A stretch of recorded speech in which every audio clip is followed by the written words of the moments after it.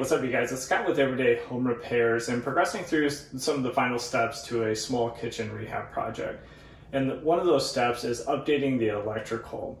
All I'm going to do here is one, I want to get rid of that almond colored / painted purple outlet behind me, but also this outlet is within 6 feet of the sink.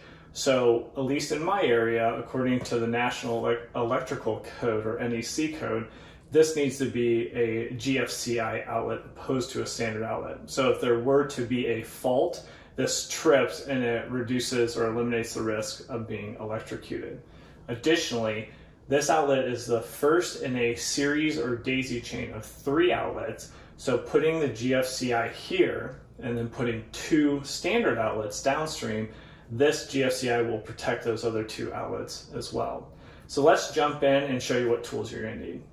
The tools that you need for this project are pretty simple. 2 screwdrivers, 1 Phillips, and 1 flathead. I'd get a smaller flathead. It's going to be easier to work with the screws if you do. You need a wire stripper for any wires that we need to cut off or strip new. And then critical is a voltage tester. You want to be as safe as possible doing this. So yes, you're going to hit the circuit breaker to cut the power, but you always want to be able to double check. I really like this one because it's an effective tester, but it also has a small light, which comes in pretty handy because often when you're doing electrical work, you're cutting power and that would cut power to the lights in your area as well. So it's always nice to have, whether it's a headlamp or additional lights. You can find the links for these down in the description if you want to see exactly which ones I'm using. So now I'm going to remove that outlet and then start to show you how to wire in the new one. First up, we want to make sure there's no power coming to this box. So we use our voltage tester and test all around the outlet and within the box to make sure nothing is showing that it's active or getting power.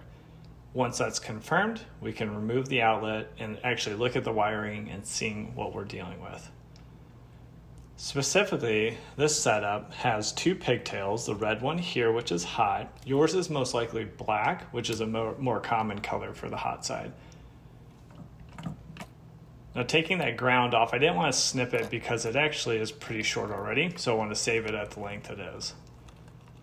Taking those wire nuts off, I need to actually break all these wires off and take those pigtails out. Why I'm doing that is because I want the line, the power line coming in to go through GFCI outlet, but also I want the 2 load lines to come through there.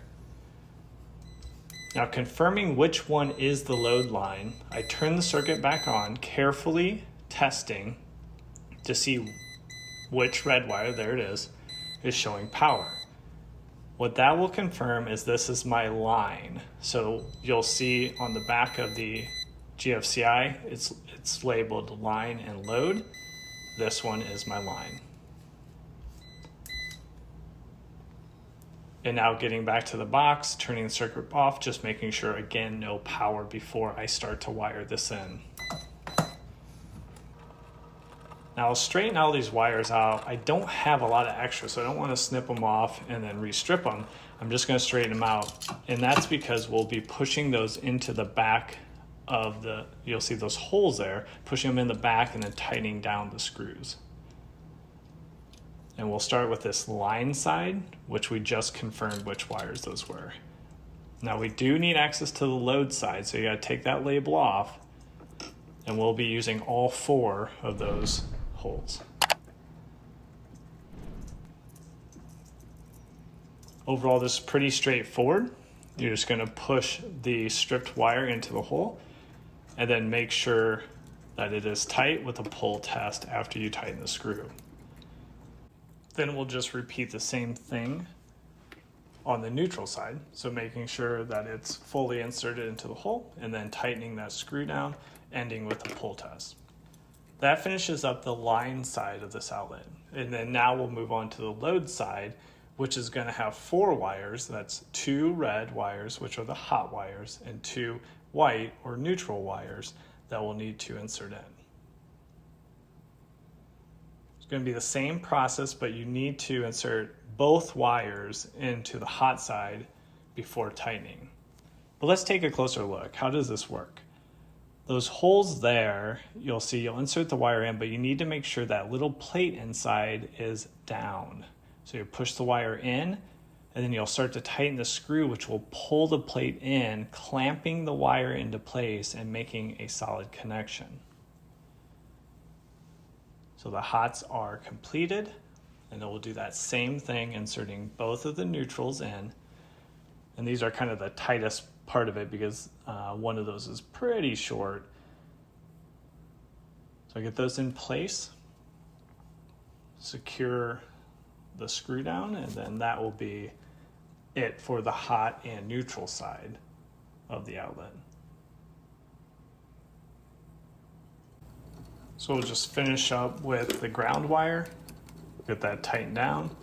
And now all the wires are securely fastened and in place, and all we have to do is now mount or put the GFCI within the box itself.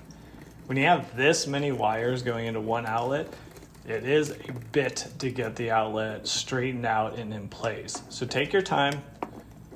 You can kind of push those wires around inside the box, but go easy. You do not want to damage the insulation, which could cause an issue inside the box.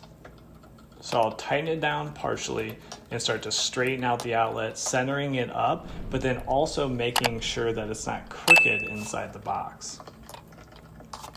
Then once you get in place, do your final tightening. Make sure the plate fits as desired. Looks good. So we'll cinch down the outlet and everything looks good. So we'll tighten down the cover plate. And then hitting the circuit breaker and resetting, we'll do the test and we see there's power. Before we finish up and before I change out these outlets, I just want to confirm that they have power and the wiring is correct to the GFCI, which it is, and we're good to go. So that's it. As you saw, my wiring situation might be a little different than yours. So if you have any questions, I do encourage you to jump down in the comments and I will help you out as best I can, and we'll try to get through your situation. Also, in the description, you'll see the voltage tester and the other tools for your reference that we used in this video. Don't forget to subscribe to our channel as we have weekly videos like this coming out to help you with your repairs around the house, and we'll catch you on the next one. Take care.